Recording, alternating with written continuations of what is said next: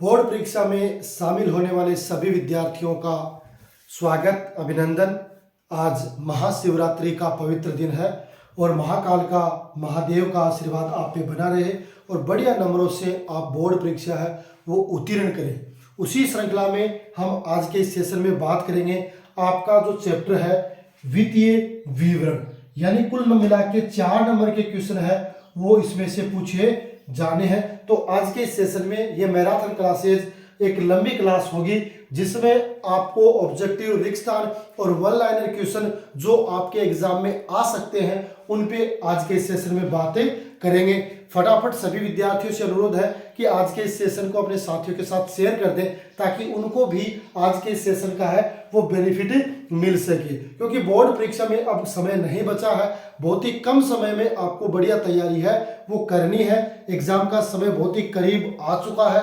अब आपके पास पढ़ाई के अलावा कोई दूसरा काम नहीं होना चाहिए, लगातार आपको पढ़ना चाहिए। हम भी आपके लिए प्रयास कर रहे हैं कि कुछ महत्वपूर्ण क्वेश्चन आपको उपलब्ध करवा दें और उन्हीं में से आपको एग्जाम में भी देखने को मिल जाते हैं। ठीक है विद्यार्थियों, तो आज के सेशन को बात करेंगे फटाफट। और सबसे पहले देखो आज का जो MCQ है कि कहां से क्वेश्चन बन सकते हैं उस पर अपन बात करेंगे। देखो पहला क्वेश्चन क्या है कि वित्तीय विवरण तैयार किए जाते हैं। वित्तीय विवरण क्या होते हैं? फाइनेंशियल स्टेटमेंट जो आपके 1 अप्रैल से लेकर 31 मार्च की अवधि तक आपके तैयार किए जाते हैं। उसमें आपके क्या क्या होते हैं?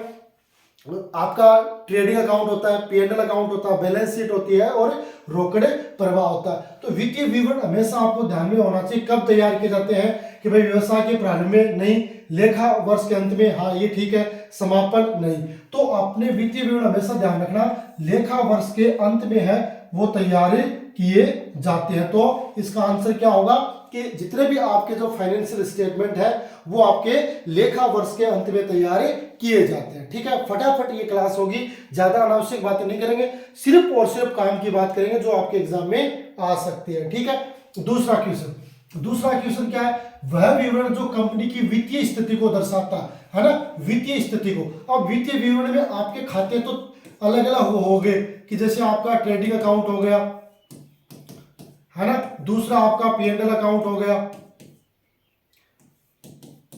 तीसरा आपकी बैलेंस शीट हो गई,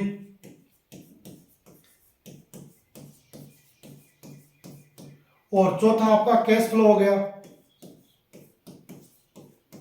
अब ये खाते तो अलग अलग हो गए कि भाई ये सारे के सारे आपके किस में आते हैं? वित्तीय विवरण में आते हैं, चाहे से ट्रेडिंग अकाउंट है, P&L अकाउंट है, बैलेंस शीट है और कैश फ्लो, ये सारे के सारे आपके वित्तीय विवरण में आते हैं। लेकिन व्यापार की वित्तीय स्थिति को, क्योंकि जो आपका ट्रेडिंग अकाउंट है ये आपका ग्रॉस प्रॉफिट या ग्रॉस लॉस वो शो करता है ना, ये आपका नेट प्रॉफिट या नेट लॉस है वो शो करता है, ये आपकी असेट्स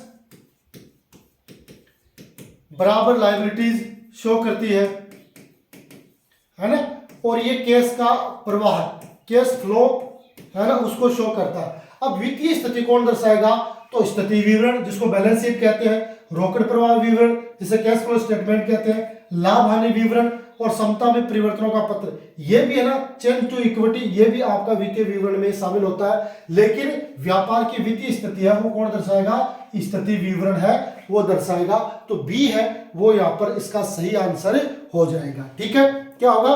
बी है वो यहाँ पर इसका राइट आंसर होगा। ठीक है, तो अपने को ध्यान में रखना, इसका बैलेंस देख लेना, ये अलग अलग तरीके से इसका बैलेंस है वो शो करते हैं। आगे देखिए, तीसरा पॉइंट क्या है कि निम्न में से किस कंपनी को रोकड़ प्रवाह है ना, जो आपका कैश फ्लो स्टेटमेंट है वो बनाना अनिवार्य होता है? क्या होता है? कैश फ्लो स्टेटमेंट बनाना अनिवार्य होता है अकाउंटिंग स्टैंडर्ड 03 के तहत, है ना। तो रोकड़ प्रवाह विवरण कौन सी कंपनी के लिए अनिवार्य है? आपकी निष्क्रिय कंपनी है, सार्वजनिक कंपनी है, OPC जिसे 1% कंपनी कहते हैं, या लघु कंपनी है। कौन सी कंपनी के लिए आपको रोकड़ प्रवाह बनाना जरूरी है? तो ध्यान में रखना, सार्वजनिक कंपनी के लिए आपको रोकड़ प्रवाह यानी कैश फ्लो स्टेटमेंट बनाना अनिवार्य होता है। तो बी है वो यहाँ पर सही आंसर होगा, है ना। एग्जाम का आपको पैटर्न आपको पता होना चाहिए, जो एग्जाम पैटर्न है उसको आपको जानना जरूरी है ना। तो एग्जाम पैटर्न में क्या है, आपके 15 क्या है एमसीक्यू है, 7 आपके रिक्त स्थान है ना। तो इसलिए अपने को एमसीक्यू और रिक्त स्थान पढ़ना जरूरी है। आपके कितने हो गए, 10 क्वेश्चन है, वो आपके वन लाइनर है। क्या है, वन लाइनर है। तो इसलिए अपने को ये 32 नंबर कवर करने के लिए ये छोटे क्वेश्चन है वो पढ़ने जरूरी है। ठीक है, आगे देखते हैं। चौथा क्वेश्चन क्या होता है, कंपनी के वास्तविक स्वामी कौन होते हैं, ओनर कौन होते हैं, अंशधारी होंगे, ऋणदाता होंगे, लेनदार होंगे या उपरोक्त सभी होंगे, है ना। देखो कंपनी के वास्तविक स्वामी हमेशा ध्यान में रखना अंशधारी होते हैं, जो ऋण देता है वो ऋण दाता होता है, और जिसके पैसे, जो अपने से पैसे लेगा वो अपने लिए लेनदार होगा, जिसको पेमेंट अपने को करना होता है। तो यहाँ पर हमेशा ध्यान रखना, जो समता अंशधारी है ना, समता अंशधारी, अगर अंशधारी की बात आती है तो सही हो जाएगा, लेकिन अगर बात आ जाए कि इक्विटी शेयर होल्डर या प्रेफरेंस शेयर होल्डर, तो हमें ध्यान रखना इक्विटी शेयर होल्डर होंगे, समता अंशधारी होंगे। ठीक है, तो ये अपने को ध्यान में रखना। सिर्फ अगर अंशधारी का नाम आता है तो अंशधारी हो जाएगा, लेकिन इक्विटी और प्रेफरेंस दोनों में से आ जाए तो इक्विटी होगा, ये भी अपने को ध्यान में रखना है। बात आ गई समझ में, है ना। सारी बात आपको इजीली समझ में आ रही है, फटाफट रिवीजन की क्लास चल रही है।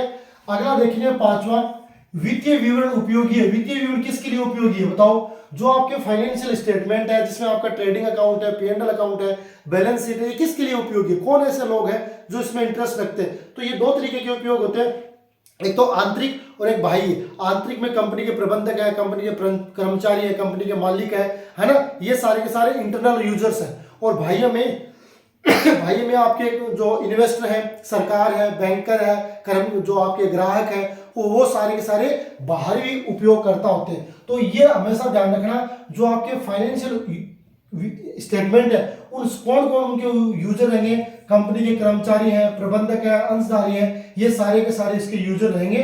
तो यहाँ पर इसका आंसर क्या हो जाएगा, डी है, वो यहाँ पर इसका राइट आंसर हो जाएगा।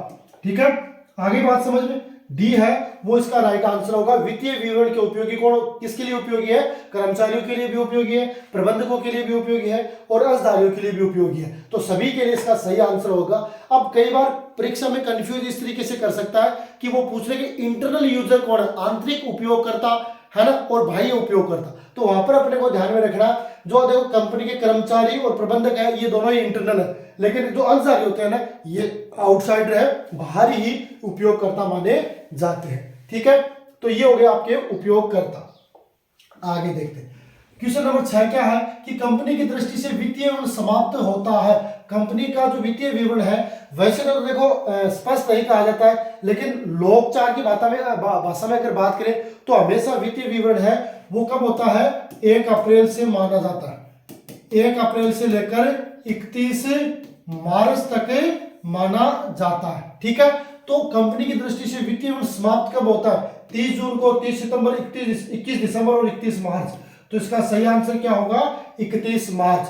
वित्तीय विवरण समाप्त कब होगा, 31 मार्च को है वो वित्तीय विवरण है वो समाप्त होता है, क्लोज होता है, एंड माना जाता है। तो वित्तीय विवरण 1 अप्रैल से लेकर 31 मार्च तक चलता है, तो इसलिए 31 मार्च को वो क्लोज होगा। ठीक है, हो गया। आगे देखते हैं, आगे 7वां नंबर क्वेश्चन क्या है कि आर्थिक दृष्टि से, है ना, या आर्थिक चिट्ठी में सामान्य संचय को किस शीर्षक के अंतर्गत दिखाया जाता है। जो आपका जनरल रिजर्व है, क्या है, जनरल रिजर्व है। जनरल रिजर्व को अपने को कहां दिखाना है ना। तो वैसे तो मैंने फॉर्मेट बना के आपको बताया था कि भाई आजकल जो बैलेंस शीट है वो स्टेटमेंट प्रारूप में बनती है, और उसके लिए जो जनरल रिजर्व है उसको कहां दिखाते हैं, है ना। तो देखो इसके लिए अलग अलग फोल्डर होते हैं, है ना। इसको कहां दिखाया जाएगा कि अल्पकालीन आयोजन में नहीं दिखाया जाएगा। अल्पकालीन आयोजन है वो क्या होगा, अलग होगी, यानी करंट लायबिलिटीज होगा। एक होगा आपका शेयर होल्डर्स, है ना, एक होगा आपका विविध व्यय, एक होगा आपका संचय और आधिक्य। तो ये क्या संचय और आधिक्य, इसको क्या कहते हैं, रिजर्व एंड सरप्लस, है ना। तो हमेशा ध्यान रखना, जो आपका जनरल रिजर्व है वो रिजर्व एंड सरप्लस यानी संचय और आधिक्य शीर्षक में दिखाया जाएगा, है ना। अल्पकालीन में आपके जो शॉर्ट टर्म ऐसे लायबिलिटी जिसका आपको 12 महीने से कम समय में भुगतान करना है, वो आपके अल्पकालीन में आएंगे। अंश पूंजी, इसमें आपके इक्विटी शेयर है, प्रेफरेंस शेयर है, वो सारे के सारे आपके किस में आते हैं, अंश पूंजी में आते हैं। तो सामान्य संचय को अपने को ध्यान में रखना है, रिजर्व एंड सरप्लस के अंतर्गत ही दिखाया जाएगा। ठीक है, आगे देखते हैं। आगे क्या है कि क्वेश्चन नंबर 8 है कि कंपनी की स्थिति विवरण समता और दायित्व भाग में मुख्य शीर्षकों की संख्या होती है। समता और दायित्व में मुख्य शीर्षकों की संख्या कितनी होती है? तो मुख्य शीर्षकों की संख्या इसमें कितनी होती है? 1 2 3 4, 4 शीर्षक होते हैं। किसमें? इक्विटी एंड लायबिलिटीज में। जो आपके इक्विटी एंड लायबिलिटीज है, इक्विटी एंड लायबिलिटीज है, उसमें 4 शीर्षक होते हैं। एक तो आपके होती है शेयर कैपिटल, दूसरा होता है आपका reserve and surplus,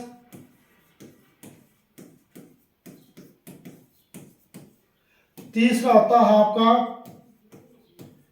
share warrant,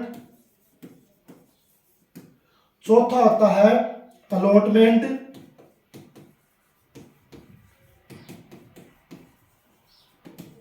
pending. इस तरीके से 4 इसके उपशीर्षक या मुख्य शीर्षक अपने बना सकते हैं। ये आपकी हेडिंग है, इसके 4 ये आपके मुख्य शीर्षक माने जाते हैं। शेयर अगेंस्ट वारंट है, अलॉटमेंट पेंडिंग है। तो इस तरीके से ये 4 आपके क्या होंगे? इक्विटी एंड लायबिलिटीज के 4 मुख्य शीर्षक है, वो माने जाते हैं। ठीक है, हो गए 4। बढ़े आगे। आगे आगे क्या कह रहा है? आगे क्या कह रहा है कि क्वेश्चन नंबर 10, जब लेखांकन आयकर योग्य आय से अधिक होता है तो उत्पन्न होता है ना? आयकर योग्य आय से अधिक होता है तो क्या उत्पन्न होगा? यानी आयकर योग्य आय है ना, आयकर योग्य आय से अधिक है तो क्या उत्पन्न होगा? स्थगित कर दायित्व, स्थगित कर संपत्ति, दीर्घकालीन ऋण, दीर्घकालीन इनमें से कोई नहीं। यानी आपकी जो आय है उससे ज्यादा अगर आपका दायित्व बन रहा है, उसके अकॉर्डिंग आपका दायित्व बन रहा है, तो वहां पर आपका डेफर्ड टैक्स लायबिलिटीज है वो उत्पन्न होगा। तो यहां पर है वो ए है, वो सही होगा। अगर आपके लायबिलिटीज कम है ना, और आय ज्यादा है, तो वहां पर स्थगित कर संपत्ति होगी। जैसे मेरा जो टैक्स है 10,000 रुपए बन रहा था, मैंने 20,000 चुका दिए, तो 10,000 वापस होने वाले हैं, तो वो स्थगित कर संपत्ति होंगी। लेकिन मेरा 20,000 बन रहा था, मैंने 15,000 ही चुकाए हैं, तो 5,000 मेरे स्थगित कर दायित्व बाकी है, तो वो दायित्व के रूप में काम में करेंगे।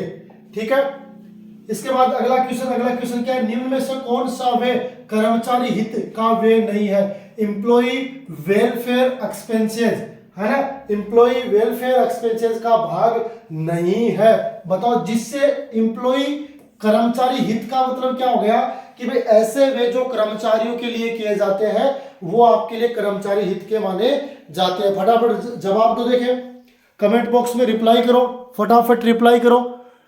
आपने तैयारी कर रखी है सबने, क्योंकि एग्जाम आपके सर पे है। अब आपके पास बहुत ज्यादा समय भी नहीं बचा है, बढ़िया तैयारियों में आप जुटे हुए हैं। फटाफट देखो, रिप्लाई दो, रिप्लाई आना चाहिए ताकि लगे कि भाई सारे विद्यार्थी हैं वो क्लास ज्वाइन कर रहे हैं, है ना। तो कर्मचारी हित की बात करें तो कौन सा वे है जो कर्मचारी हित का वे नहीं है? तो वेतन है कर्मचारी हित का ही है, क्योंकि वेतन किसको मिलता है? एम्प्लॉय को तो मिलता है। भविष्य निधि अंशदान आपका ये भी किस में माना जाएगा? एम्प्लॉय बेनिफिट का ही माना जाएगा। कारखाने की मरम्मत यानी मशीन की मरम्मत ये नहीं माना जाएगा, और ग्रेजुएटी भुगतान ये माना जाएगा। तो कर्मचारी हित का वे नहीं है, यहाँ पर सही आंसर होगा कारखाने को मशीन मरम्मत, या कारखाने की मशीन मरम्मत। कारखाने की मशीन की रिपेयर है, उससे कर्मचारी को किसी प्रकार का कोई फायदा नहीं होता है, तो इसलिए इसको इसमें शामिल नहीं करेंगे। इसके अलावा ये तीनों ऑप्शन है वो कर्मचारी कल्याण से रिलेटेड है, कर्मचारी हित से रिलेटेड है, उसको इसमें शामिल करेंगे। ठीक है, आगे देखें, आगे देखो, आगे क्या कह रहा है? 11 नंबर, एक मद चालू के रूप में वर्गीकृत की जाती है। एक मद है वो चालू के रूप में वर्गीकृत की जाती है। चालू का मतलब क्या हो गया? चाहे चालू दायित्व हो और चाहे चालू असेट्स हो, उन सब का मतलब यही होता है कि भाई दोनों का ही अगर प्राप्त करना है तो 12 माह के अंदर प्राप्त करना है, और भुगतान करना है तो 12 माह के अंदर ही भुगतान करना है। तो चालू मद के रूप में वर्गीकृत करेंगे यदि वह इकाई के सामान्य प्रचलन चक्र कितना होता है? 365 डेज का होता है ना, एक वित्तीय वर्ष का होता है, तो उसको किस में कन्वर्ट करेंगे, चालू में ही करेंगे। ठीक है। दूसरा क्या होता है, रोकड़ और रोकड़ तुल्यांक, तो ये भी आपके चालू का ही भाग होगा। तीसरा है उसे 12 मास के भीतर वसूल या निपटान किया जाएगा, तो ये भी चालू में रहेगा। तो यहाँ पर ये तीनों ही ऑप्शन है वो चालू मद के रूप में एक्टिव है, सही है, तो इसलिए इसका आंसर क्या हो जाएगा, उपरोक्त सभी। तो एक मद चालू के रूप में वर्गीकृत की जा सकती है कि जब उसका नॉर्मल ऑपरेटिंग साइकिल है वो 365 दिन के अंदर हो, कैश या कैश इक्विवेलेंट्स, क्योंकि कैश एंड कैश इक्विवेलेंट 3 माह की होती है, और 12 माह के भीतर आप चाहे वसूल करो और चाहे निपटान करो, दोनों में ही ये सही होगा। तो इसलिए यहाँ पर आपका सही आंसर हो जाएगा उपरोक्त सभी।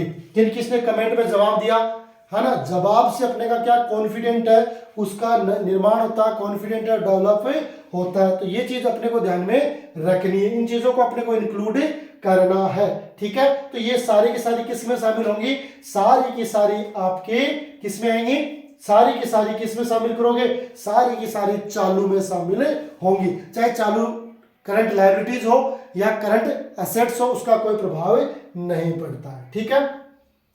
आगे देखते हैं। आगे 12 नंबर क्या है कि एक व्यावसायिक उद्यम की वित्तीय विवरण में सम्मिलित होते हैं। जो वित्तीय विवरण है उसमें कौन कौन से शामिल होते हैं ये अपने को बताना। तो वित्तीय विवरण देखो, तुलन पत्र है ये शामिल होता है, लाभ हानि विवरण है ये शामिल होता है, रोकड़ प्रवाह विवरण शामिल होता है, इसलिए इसका सही आंसर क्या होगा, उपरोक्त सभी। यानी सारे के सारे हैं वो आपके किस में शामिल होते हैं, वित्तीय विवरण में शामिल होते हैं। किसमें शामिल होते हैं, वित्तीय विवरण में शामिल होते हैं। किसमें शामिल होते हैं, वित्तीय विवरण में शामिल होते हैं। ओके। तो एक व्यवसायिक उद्यम के वित्तीय विवरण में ये सारे के सारे आपके शामिल होते हैं। ओके है, बढ़े आगे। आगे देखते हैं। 13 नंबर क्या पूछ रखा है कि निम्न में से कौन सी मद संचय और आधिक्य के उपशीर्षक से संबंधित नहीं है। जो आपका संचय और आधिक्य रिजर्व एंड सरप्लस शीर्षक है उसमें शामिल नहीं है। देखो, पूंजीगत शोधन संचय यानी कैपिटल रिडम्पशन रिजर्व है ना, CRR कैपिटल रिडम्पशन रिजर्व शामिल है ना, DRR डिबेंचर रिडम्पशन रिजर्व शामिल है, आपका प्रीमियम प्रतिभूति प्रीमियम सिक्योरिटी प्रीमियम ये भी शामिल है ना। तो रिजर्व एंड सरप्लस में ये तीनों ही शामिल है, लेकिन ये शामिल नहीं है। तो इसलिए इसमें क्या पूछा है कि कौन सी मद संबंधित नहीं है, bad debts, provision for bad debts है वो इसमें शामिल नहीं है। ठीक है, क्या शामिल नहीं है, प्रोविजन फॉर बैड डेब्ट्स है वो इसमें शामिल नहीं है। ठीक है, समझ गए मेरी बात। तो रिजर्व एंड सरप्लस में ये 3 शामिल है, ये शामिल नहीं। इसके अलावा इसमें जनरल रिजर्व भी शामिल हो सकता है, यानी संचय किसी भी प्रकार का हो वो इसमें शामिल होता है। बाकी जो डूबत ऋण है ये अपनी लायबिलिटीज होती है, ये इसमें शामिल नहीं है। ठीक है, तो ये कुछ महत्वपूर्ण MCQ जो आपके एग्जाम में पूछे जाने की पूरी संभावनाएं हैं, उसके आधार पर अपन ने तैयार ये क्वेश्चन किए हैं। हो सकता है इसमें से आपको प्रश्न है वो परीक्षा में देखने को मिले। अब देखेंगे कुछ महत्वपूर्ण रिक्त स्थान है ना, रिक्त स्थानों की अब अपन पूर्ति करेंगे। महत्वपूर्ण रिक्त स्थान की पूर्ति कीजिए। पहला है कि कंपनी के चिट्ठे में अग्रिम मांग को के अंतर्गत दर्शाया जाता है। जो आपकी कॉल्स इन एडवांस होती है, कॉल्स इन जो आपकी एडवांस है ना, कॉल्स इन एडवांस को अपन कहां दिखाएंगे, चिट्ठे में। चिट्ठे का मतलब है बैलेंस शीट में, है ना। तो बैलेंस शीट में से कहां दिखाएंगे, कंपनी की जो अग्रिम मांग है ना उसको किस में दिखाएंगे, क्योंकि अग्रिम मांग है वो महीने 2 महीने 3 महीने की होती है। तो इसलिए, और अपन ने अग्रिम प्राप्त कर ली है ना, अपन ने क्या कर ली, अग्रिम प्राप्त कर ली। ऐसी मांग जो ड्यू हुई नहीं हमने प्राप्त कर ली है, तो वो ऐसी क्या आती है, आपकी चालू दायित्व में शामिल होगी, क्योंकि वो अपने लिए क्या है, लायबिलिटीज है। तो इसका आंसर क्या होगा, चालू दायित्व, करंट लायबिलिटीज इसका सही आंसर होगा। क्यों, क्योंकि ये ड्यू हुई नहीं, उससे पहले ही अपन ने प्राप्त कर ली है, इसलिए चालू में मानी जाएगी। दूसरा क्वेश्चन क्या है कि कंपनी के चिट्ठे में अल्पकालीन ऋणों को के अंतर्गत दिखाया जाता है। जो आपके शॉर्ट टर्म लोन होते हैं ना उसको कहां दिखाएंगे, किसमें, बैलेंस शीट में। तो ये बैलेंस शीट में ये बात अपने को पता होगा कि ऋण है तो लायबिलिटी साइड में आएगा, है ना। और लायबिलिटीज में ऋण है अल्पकालीन, यानी 12 माह से कम समय का है, इसलिए ये आपका चालू दायित्व में आएगा। तो यहां पर आंसर क्या होगा, चालू, इसका आंसर भी होगा ना चालू दायित्व। अगर 12 माह से अधिक होता, लॉन्ग टर्म लोन होता, तो ये आपका गैर चालू दायित्व के अंतर्गत आता। अब ये अल्पकाल का है तो आपके चालू दायित्व के अंतर्गत इसे शामिल कर लेंगे। ठीक है, दोनों पॉइंट क्लियर हो गए। तीसरा पॉइंट देखेंगे। तीसरा पॉइंट क्या है कि कंपनी के चिट्ठे में प्रस्तावित लाभांश, जो आपका प्रपोज्ड डिविडेंड है ना, को के शीर्षक के अंतर्गत दिखाया जाता है। तो ये इंपॉर्टेंट है, खास है, क्योंकि अब आपने आपसे ये पूछ लिया कि भाई चिट्ठे में कहां दिखाया जाएगा, तो आपके मन में ये विचार आता है कि या तो असेट साइड दिखाया जाएगा या लायबिलिटी साइड दिखाया जाएगा, और फिर आप क्या कर देते हो, उसका आंसर दे देते हो। लेकिन हमेशा ध्यान रखना, प्रस्तावित लाभांश है वो हमेशा टिप्पणी शीर्षक, जो आपकी टिप्पणी यानी फुटनोट, जो आपका फुटनोट होगा ना, बैलेंस शीट के नीचे फुटनोट के रूप में दिखाया जाएगा, टिप्पणी के रूप में दिखाया जाएगा।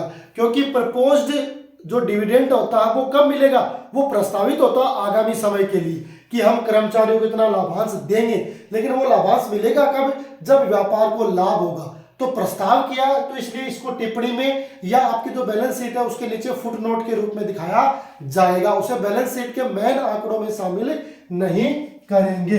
अगला क्वेश्चन क्या है, कंपनी के स्वामी होते हैं, तो इसका तो आंसर आप इजीली दे सकते हो। कंपनी के जो स्वामी होते हैं वो क्या होते हैं, अंशधारी, है ना, शेयर होल्डर होते हैं, वो कंपनी के वास्तविक स्वामी माने जाते हैं। बात होगी सिर्फ और सिर्फ इक्विटी की, प्रेफरेंस को इसमें शामिल नहीं करेंगे क्योंकि उन पे निश्चित दर से लाभांश मिलता है।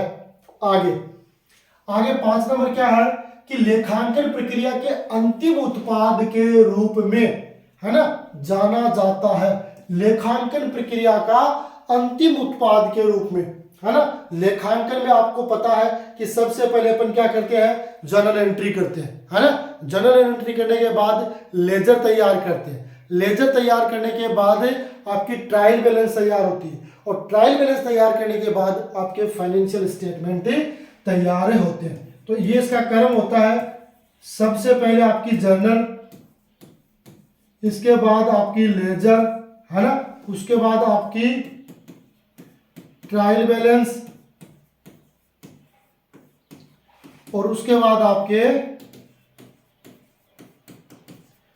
Financial statement. ठीक है, तो ये अंतिम उत्पाद पूछा है, तो अंतिम उत्पाद ये होगा जिसे हम क्या कहेंगे, वित्तीय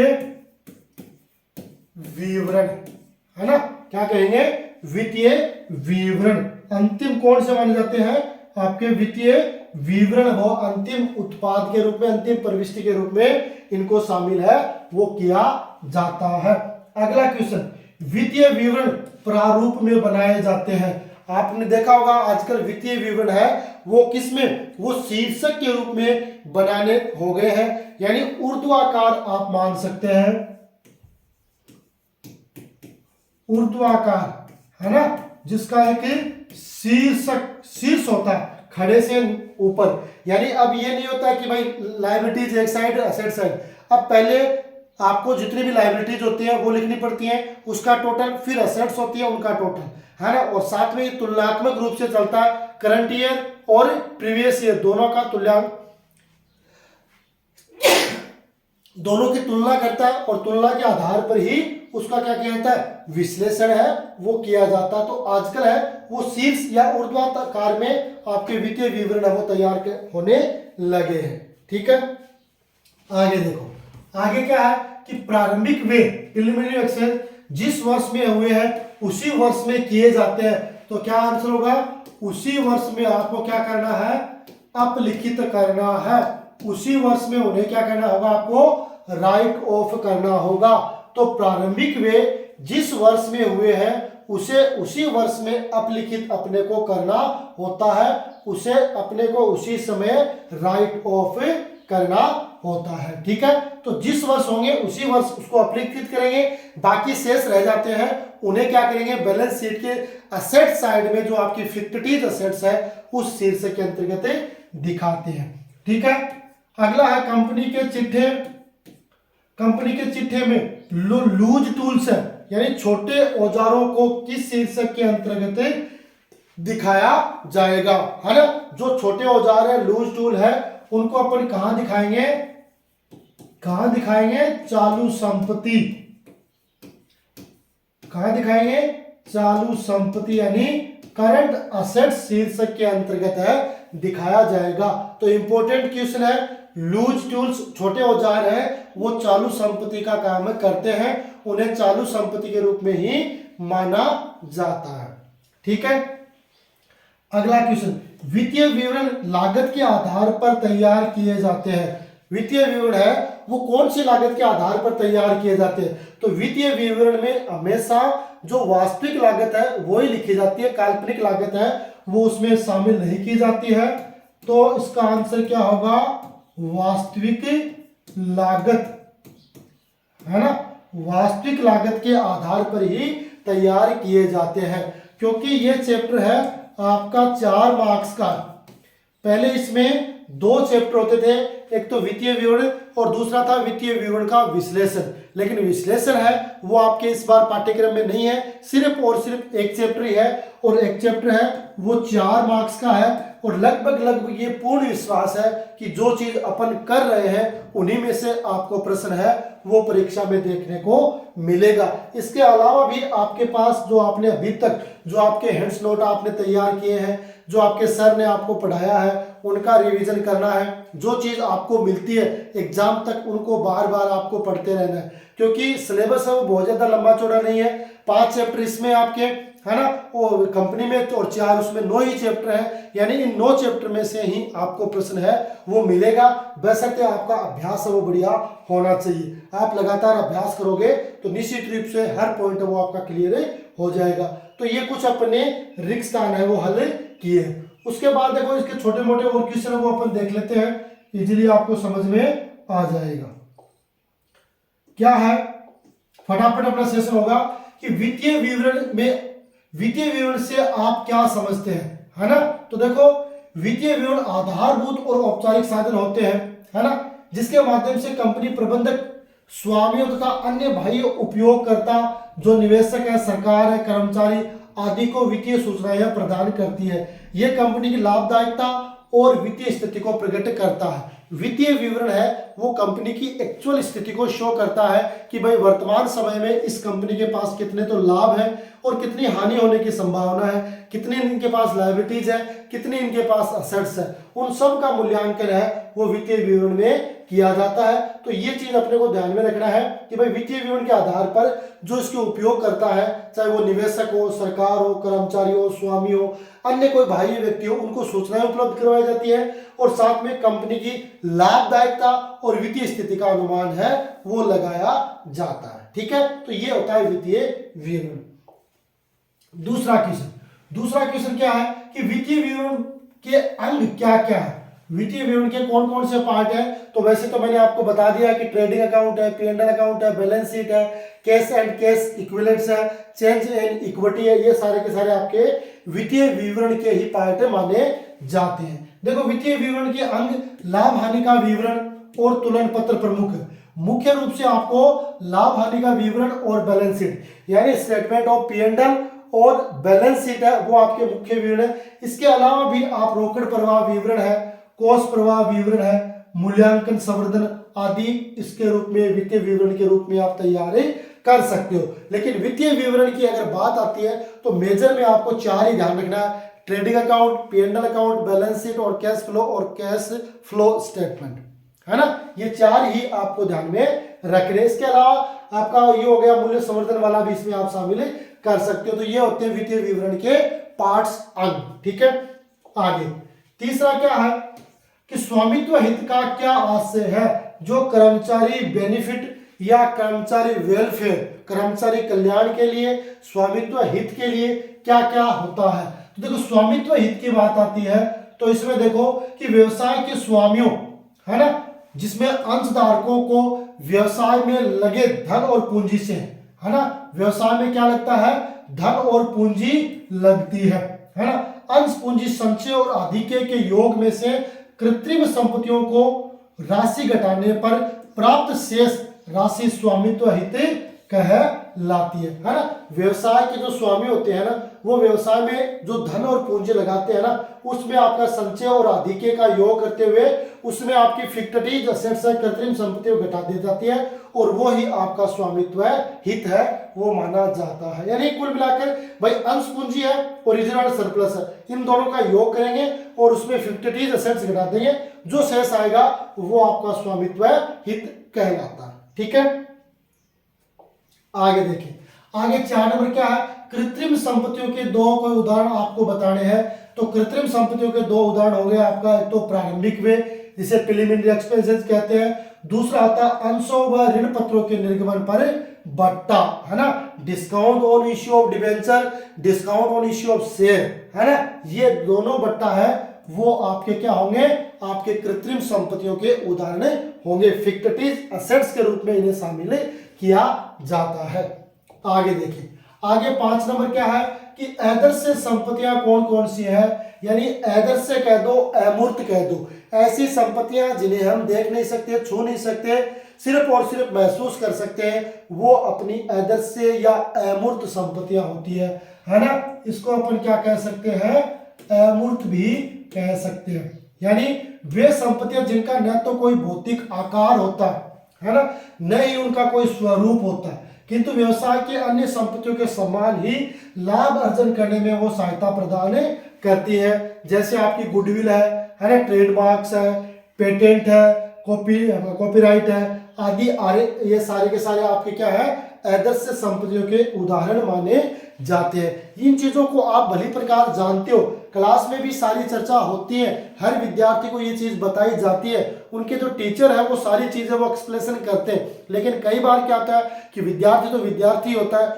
वो इन बातों को गौर से नहीं पढ़ता है, ध्यान नहीं देता है, और फिर एग्जाम में ऐसी चीज आती है तो फिर वो अपने आप को क्या करता है, कंफ्यूज महसूस करता है, फिर वहां पे तुक्के लगा देता है, और ऐसी कंडीशन में फिर वो गलत है वो हो जाते हैं। तो आदर्श संपत्तियों में अपने को ये परिभाषाएं ध्यान रखनी है, और ये उनके कुछ एग्जाम्पल है वो आपको अपने दिमाग में फीड करके रखने। ठीक है, आगे आगे क्या है, 6 नंबर, तुलन पत्र यानी चिट्ठा किसे कहते हैं, बैलेंस शीट है वो किसे कहते हैं। तो तुलन पत्र एक निश्चित तिथि को व्यवसाय की आर्थिक स्थिति को बताता है, जो आर्थिक स्थिति है उसको बताता है, और उसके दो भाग होते हैं, एक तो समता और आधिक्य, और दूसरा होता है आपका संपत्ति पक्ष। यानी एक तो होता है इक्विटी लायबिलिटी साइड, और दूसरा होता है असेट्स साइड, जिसको अब नया नाम कहते हैं इक्विटी एंड सरप्लस ये कहते हैं, बाकी इक्विटी लायबिलिटी साइड भी इसको कह सकते हैं। तो ये होता है आपका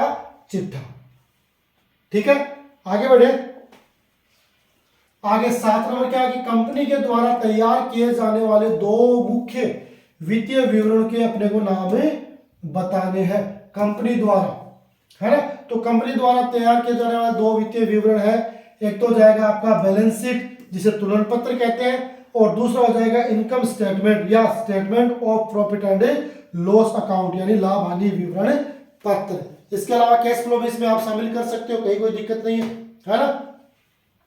है ना, कैश फ्लो भी इसमें आप शामिल कर सकते हो, कहीं कोई दिक्कत नहीं है। ठीक है, ये दो आपके दो ही पूछे, दो का जवाब हो गया। आगे देखो, आगे क्या कह रहा है कि गैर चालू संपत्तियों का क्या आशय है, जो आपकी non current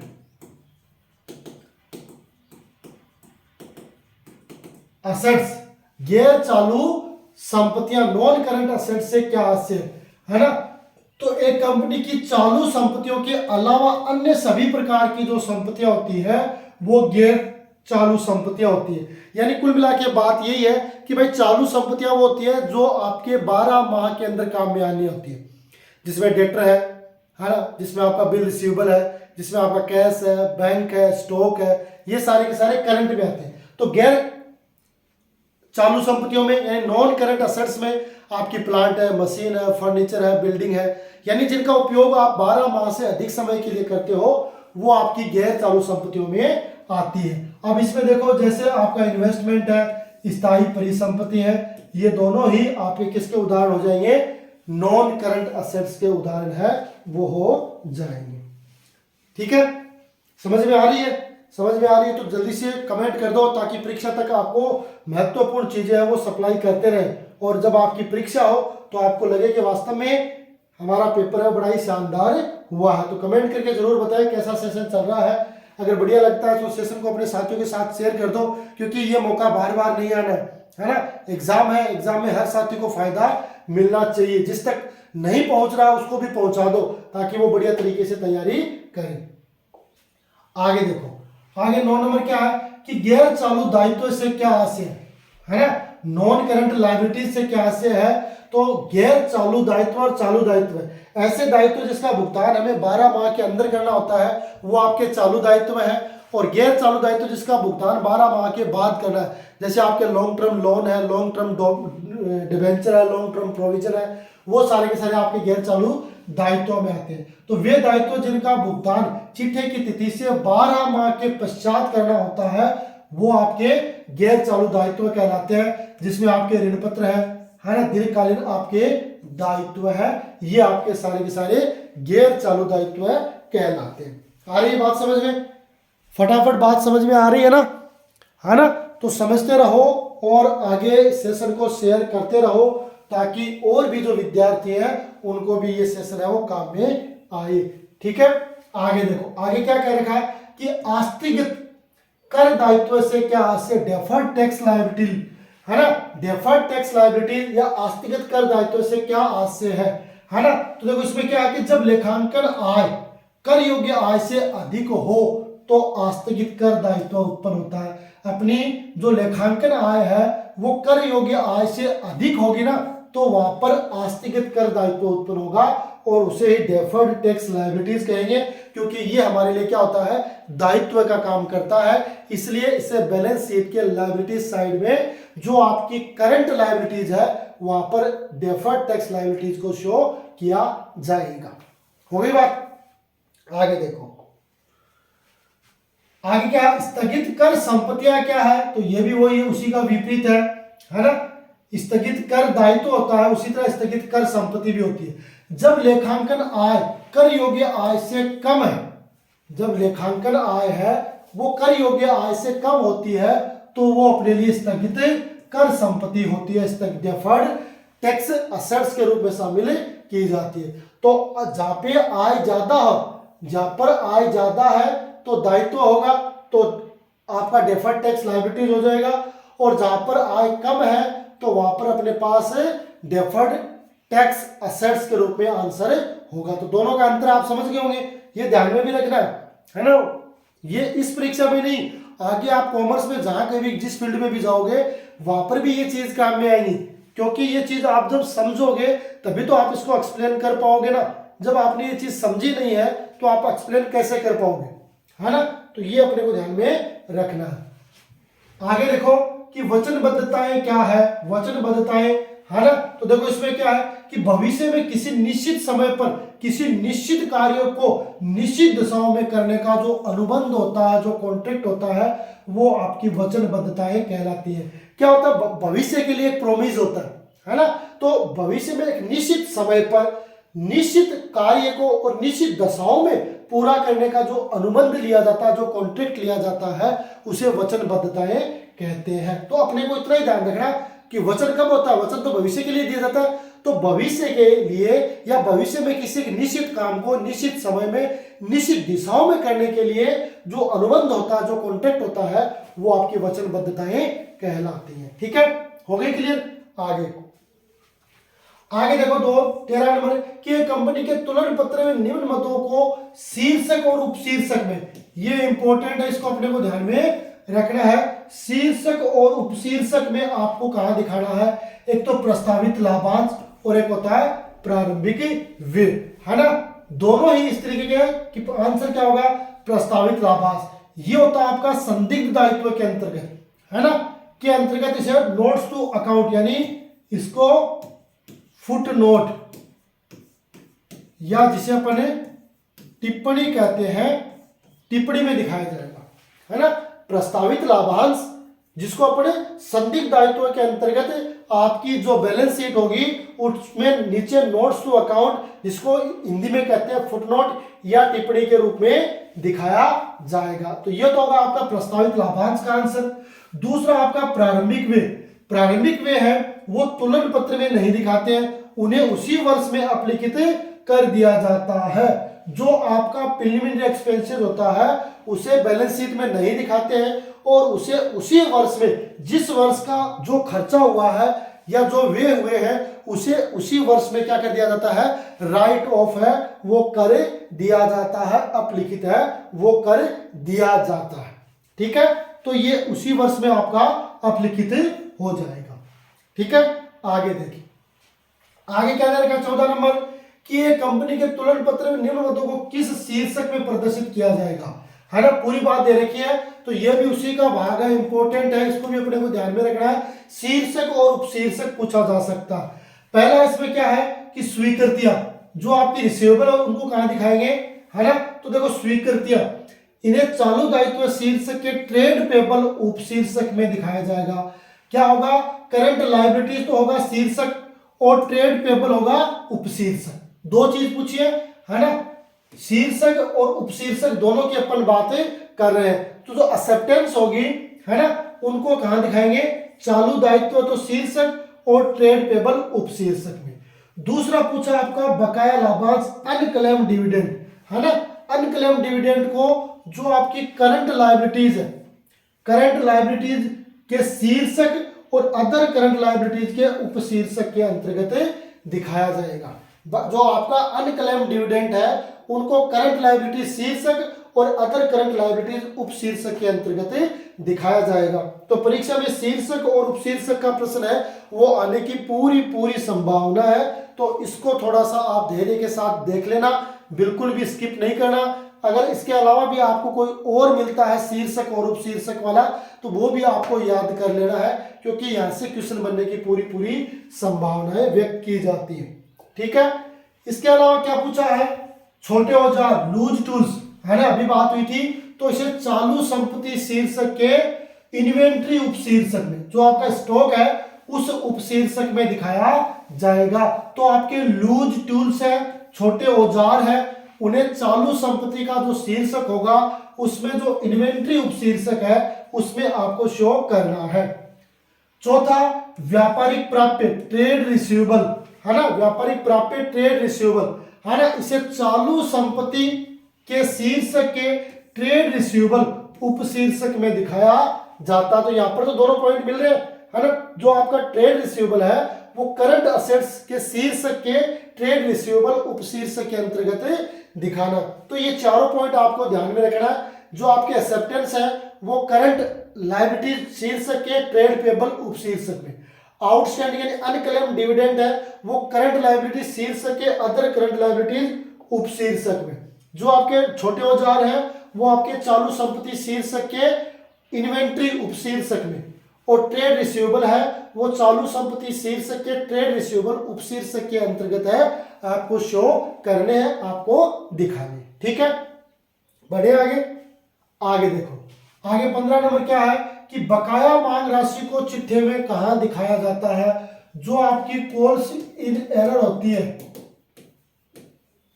calls in error होती है बकाया मांग कि जब कोई अंशधारी है किसी मांग का समय पे भुगतान नहीं करता है तो वो क्या होती है, बकाया मांग होती है। उसे कहां दिखाएंगे, तो देखो अभिदत्त पूंजी, जो अभिदत्त यानी सब्सक्राइब जो कैपिटल है उसमें से घटाकर अपने को चिट्ठे में दिखाना है, यानी जो आपकी अभिदत्त सब्सक्राइब कैपिटल है उसमें से कॉल्स इन एरर को घटाकर आपको चिट्ठे में दिखाना है। ठीक है, तो ये बात होगी कॉल्स इन एरर पे, और कॉल्स इन एरर पर 10% है वो ब्याज की दर भी लगती है। जो व्यक्ति मांग राशि का समय पे भुगतान नहीं करता है उससे जो कंपनी है वो 10% है वो ब्याज चार्ज करती है, और किसी ने एडवांस चुका दिया तो उसको 12% है वो ब्याज देती है।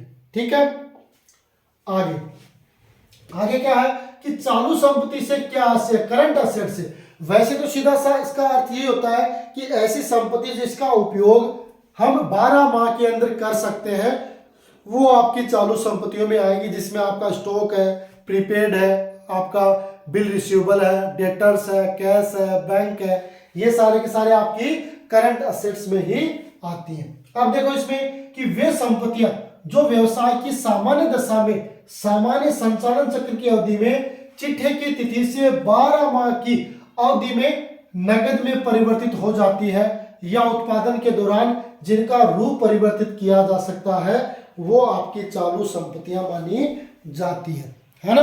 अलग अलग दे दिया ना कि भाई संचालन चक्र की अवधि कितनी होगी, 12 माह। इस 12 माह में आप क्या कर सकते हो, इन्हें नगद में भी परिवर्तित कर सकते हो या किसी अन्य रूप में भी आप इन्हें परिवर्तित कर सकते हो, तो वो आपकी चालू संपत्तियां होंगी। तो यहां पर सीधा सा सीधा चिट्ठे की तिथि से 12 माह की अवधि है वो नियम लागू होगा। जैसे मान लो आपके पास स्टॉक है, तो स्टॉक को बेच के आप तुरंत नगद में परिवर्तित कर सकते हो, है ना। आप किसी का पैसे मांग रहे हो तो तुरंत भुगतान करते ही उसका पेमेंट हो जाएगा, है ना। तो इस तरीके से आपकी चालू संपत्तियों का ये छोटा सी जो बात है वो आप ध्यान में रख सकते हो, ठीक है। आगे क्या है कि गैर चालू संपत्तियों के 2 नाम आपको बताने। गैर चालू यानी नॉन करंट असेट्स, उसके आपको नाम बताने हैं। तो देखो भूमि एवं भवन है वो आपकी गैर चालू संपत्ति है, फर्नीचर एंड फिटिंग्स है वो आपकी गैर चालू है, संयंत्र व मशीनरी है वो भी आपकी गैर चालू है।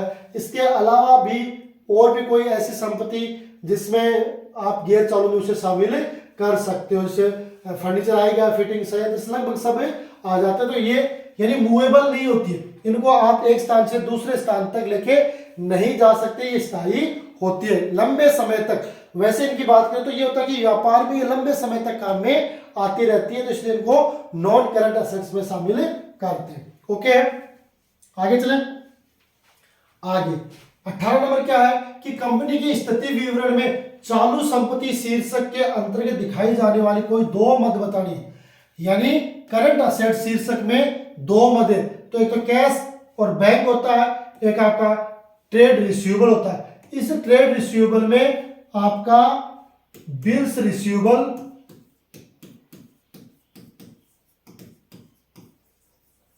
और डेटर दोनों आते हैं। जब बात आती है ट्रेड रिसीवेबल तो उसमें बिल रिसीवेबल और डेटर्स दोनों को इसमें शामिल किया जाता है, ठीक है। तो ये हो गई आपकी चालू संपत्ति शीर्षक में दिखाई जाने वाली मद। आगे 19 नंबर क्या कह रहा है कि वित्तीय विवरण विश्लेषण, किन्हीं 2 उद्देश्यों को संक्षेप में समझाना है कि भाई वित्तीय विवरण का विश्लेषण के लिए आपको 2 उद्देश्य है। तो नंबर 1 है कि संस्था की वर्तमान उपार्जन क्षमता का विश्लेषण करने के भविष्य में अनुमान लगाना।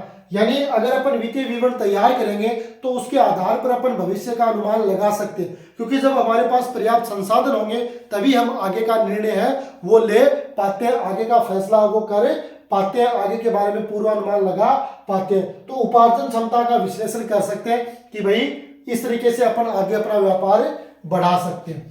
दूसरा है संस्था की अल्पकालीन और दीर्घकालीन शोधन क्षमता का भी विवेचन किया जा सकता है कि भाई हमारे पास अल्पकाल में कितने संसाधन है और दीर्घकाल के हमारे पास कितने संसाधन है, तो उसके आधार पर भी एक फर्म है, एक संस्था है, वो निर्णय ले सकती है। तो दोनों ही कंडीशन में जो भी आपको उचित लगती है उनको फॉलो किया जा सकता है। इसके अलावा भी व्यापार की वित्तीय स्थिति का अनुमान लगाना है, जो ग्राहक है, इन्वेस्टर, उनको सूचनाएं उपलब्ध कराना, उनके लिए वित्तीय विवरण भी उपयोगी माना जाता है। तो 2 महत्वपूर्ण पॉइंट आप ये याद रख सकते हो, परीक्षा में अगर आता है तो आप इसका जवाब इजीली दे सकते हो उद्देश्य के रूप में, ठीक है। अगला कि उन प्रमुख शीर्षकों के नाम लिखिए जिनके अंतर्गत कंपनी की स्थिति विवरण के दायित्व पक्ष की मदें है वो वर्गीकृत की जाती है। दायित्व पक्ष की जो मदें हैं वो वर्गीकृत की जाती है, वो आपको बताना है ना। लायबिलिटी साइड में बताना, तो लायबिलिटीज में अभी मैंने बताया 4 पक्ष होते हैं। एक तो था आपका अंशधारी कोष, दूसरा अंश आवेदन राशि जो अब तक आवंटन नहीं हुई, तीसरा आपका गैर चालू दायित्व है और चौथा होता आपका चालू दायित्व है। ये 4 शीर्षक होते हैं, ये 4 शीर्षक माने जाते हैं, ठीक है। ओके, अंशधारी कोष, अंश आवेदन, गैर चालू, चालू दायित्व। आगे देखो अगला क्वेश्चन, वार्षिक खाते किसे कहते हैं? वार्षिक यानी एनुअल अकाउंट तो कुल मिलाकर वही वित्तीय वर्ष से रिलेटेड है ना। तो प्रत्येक वित्तीय वर्ष की समाप्ति पर कंपनी द्वारा तैयार स्थिति विवरण तथा लाभ हानि विवरण को वार्षिक खाते कहते हैं। प्रत्येक वित्तीय वर्ष की समाप्ति पर कंपनी द्वारा जो खाते तैयार किए जाते हैं, जिसमें आपकी बैलेंस शीट है, लाभ हानि है, उन सबको वार्षिक खाते के रूप में जाना जाता है। ठीक है, समझे? छोटी सी बात है, सिर्फ आपको गाइडेंस करना है, बाकी चीज तो आपने सारी पढ़ ही रखी है। ठीक है, आगे देखो, ये इंपॉर्टेंट है, प्रार्थित पूंजी का अर्थ आपको बताना है ना। देखो इसमें अलग अलग पूंजी होती है, अधिकृत होती है ना, निर्गमित होती है, प्रार्थित होती है ना, और इसके अलावा संचित होती है। तो अधिकृत पूंजी का उल्लेख होता है पार्षद सीमा नियमों में, यानी इस सीमा तक आप व्यापार कर सकते हो। अधिकृत पूंजी का वह भाग जो जनता में निर्गमित किया जाता है वो आप निर्गमित पूंजी होती है। निर्गमित पूंजी का वह भाग जो जनता द्वारा ले लिया जाता है, सब्सक्राइब कर लिया जाता है, वो आपकी प्रार्थित होती है। और संचित पूंजी वो होती है जो कंपनी के समापन पर ही मांगी जाती है, वो आपकी संचित पूंजी होती है। ठीक है, निर्गमित पूंजी का वह भाग जिसके लिए कंपनी को जनता से आवेदन पत्र प्राप्त हुए हैं, आपकी प्रार्थित पूंजी कहलाती है। जनता से कितने आवेदन प्राप्त हुए हैं, जनता ने कितनी के लिए आपसे आवेदन मांगे हैं, वो आपकी प्रार्थित पूंजी कहलाएगी। तो ये किसका भाग होती है? निर्गमित पूंजी का। तो निर्गमित पूंजी का वह भाग है जिसके लिए जनता से आवेदन प्राप्त हुए हैं, वो आपकी प्रार्थित पूंजी है, वो कहलाती है। ठीक है, बात समझ गए? बढ़े आगे। व्यापारिक प्राप्य का आपको अर्थ बताना। व्यापारिक प्राप्य यानी ट्रेड रिसीवेबल का आपको अर्थ बताना। इसमें क्या है कि एक व्यापार के सामान्य संचालन में माल का विक्रय करने या सेवाएं प्रदान करने पर प्राप्त राशियां जो व्यापारिक प्राप्य कहलाती हैं, इसमें आपके डेटर और बिल रिसीवेबल दोनों को शामिल किया जाता है। ठीक है, क्या होगा इसको, क्या कहेंगे? व्यापारिक प्राप्य को आप किसी प्रकार का कोई माल बेचते हैं या कोई सेवाएं प्रदान करते हैं, उसके बदले में आपको जो राशि प्राप्त होनी होती है वो होती है आपकी बिल्स रिसीवेबल। इसमें दोनों को शामिल किया जाता है, एक तो आपके डेटर्स और एक आपके बिल रिसीवेबल। यानी ट्रेड रिसीवेबल में बिल रिसीवेबल और डेटर दोनों शामिल होते हैं। ठीक है, समझ में आगे मेरी बात? आगे ना, तो ये भी इंपॉर्टेंट है, इसको आप थोड़ा सा ध्यान से देख लेना, फिर मत कहना कि भाई हमें बताया नहीं, है ना। इस तरीके के क्वेश्चन है वो जरूर परीक्षा में पूछे जाते हैं। आगे देखो 24 नंबर। 24 क्या कह रहा है कि चिट्ठे के दायित्व पक्ष में चालू दायित्व शीर्षक में दिखाई जाने वाली कोई 4 मद है, उनके नाम बताने। चिट्ठे के दायित्व पक्ष में चालू दायित्व शीर्षक में दिखाई जाने वाली कोई 4 मद, यानी करंट लायबिलिटीज में दिखाई जाने वाली कोई 4 मद, तो उसमें आपके सन्ड्री डेटर्स या क्रेडिटर्स हैं, बिल्स है ना, सन्ड्री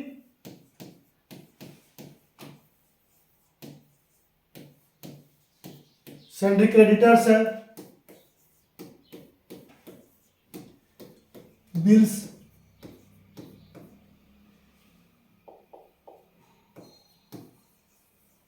पेबल्स है ना, आउटस्टैंडिंग डिविडेंड है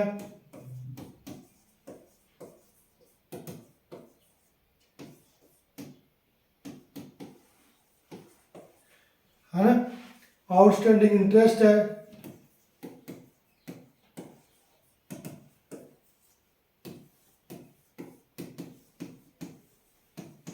तो ये सारे के सारे किस में आएंगे? आपके दायित्व में करंट में आएंगे, क्योंकि इनका भुगतान हमें 12 माह के अंदर करना होता है। सन्ड्री क्रेडिटर्स हैं, बिल्स पेबल्स हैं, आउटस्टैंडिंग डिविडेंड और आउटस्टैंडिंग इंटरेस्ट। ठीक है, तो ये चारों ही आपके किसके होंगे? लायबिलिटीज के। अगला क्वेश्चन कि लाभ हानि विवरण क्यों तैयार किया जाता है? आपको पता होना चाहिए P&L स्टेटमेंट या प्रॉफिट एंड लॉस अकाउंट क्यों तैयार किया जाता है। तो सीधी सी बात है, जब लाभ की बात आ रही है तो लाभ हानि को ज्ञात करने के लिए तैयार किया जाता है। तो इसमें क्या है कि व्यवसायिक फर्म के चालू वर्ष के लाभ हानि की गणना हेतु लाभ हानि विवरण तैयार किया जाता है। एक फर्म के द्वारा, एक व्यवसायिक संस्था के द्वारा चालू वर्ष का जो लाभ और हानि है उसकी गणना करने के लिए क्या किया जाता है, आपका लाभ हानि विवरण P&L स्टेटमेंट है वो तैयार किया जाता है। ठीक है, ठीक है, आगे बात समझ में। तो लगभग आज के सेशन में हमने 45 के आसपास क्वेश्चन है उनको आज के सेशन में समझने का प्रयास किया है। निश्चित रूप से एक चैप्टर के लिए, क्योंकि 4 मार्क्स का 4 मार्क्स का ये आपका चैप्टर है, तो 4 मार्क्स में जो चीज मैंने आपको संक्षेप में बताने का प्रयास किया है उसमें यह लग रहा है कि लगभग क्वेश्चन आपको परीक्षा में देखने को मिल जाएंगे। छोटी सी क्लास है, आपको डबल की स्पीड में फटाफट ये चीज समझ लेनी है, क्योंकि सारी चीज आपने वैसे ही पढ़ रखी है। सिर्फ और सिर्फ इसको एक संक्षिप्त रूप में आपको अध्ययन करना है, ताकि अगर परीक्षा में ऐसा कोई क्वेश्चन आता है तो उसका जवाब आप जरूर दे सकें। ठीक है विद्यार्थियों, तो ये था आज का सेशन जो मैंने आपके साथ शेयर किया है। निश्चित रूप से ये सेशन आपको एग्जाम की दृष्टि से बड़ा ही फायदेमंद साबित होगा, ऐसी आशा और विश्वास रखता हूं। अगर ऐसा आपको भी लगता है तो आज के सेशन को अपने साथियों के साथ जरूर शेयर कर दें, ताकि उनको भी आज के सेशन का बेनिफिट मिले। मिलेंगे अगले सेशन में, तब तक के लिए गुड बाय।